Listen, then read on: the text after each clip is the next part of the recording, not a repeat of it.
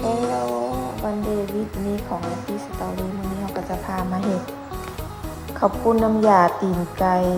น้ำยาป่าน้ำยาป่านี่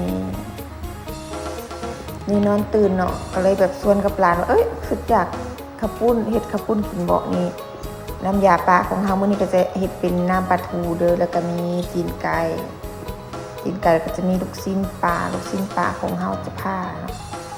มันมีแบบเห็ดงบจำกัดนะตอนนี้ก็จะมาปอกหัวผักบัวหัวกระเทียม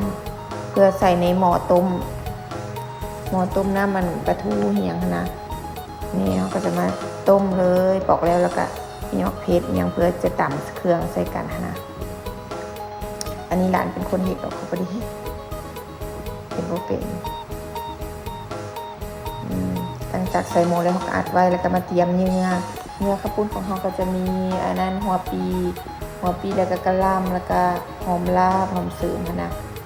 นี่เนี่ยก็จะมีประมาณนี้เป็นตะเซฟอันนี้ผักกับนี่จะมีสลัดกบสลัดน้ำเป็นตะเซฟอ่อนๆก็มีมักทั่วแล้วก็ซอกหามักเพชรเดี๋ยวมักเพชรไปใส่มาสิตอนนี้ก็น้ำข้าวปุ้นของเราก็สุกแล้วเนาะ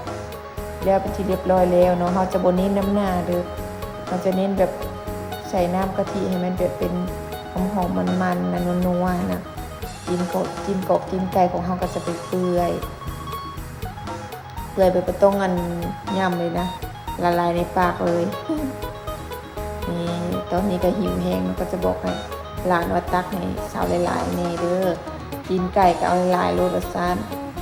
นี่ลูกชิ้นพร้อมกับเลือดพร้อมเอาหลายโลเพราะว่าตัวเขาจะเห็นแล้วมันเกาะกับปลาเข้าไปแบบบ่ายโมงแล้วนะอยากแห้งนี่นะตัวเธอนะหอมเลยโคตรหอมน้ำกระโดดนัวปักแซ่บโคตรแซ่บเลย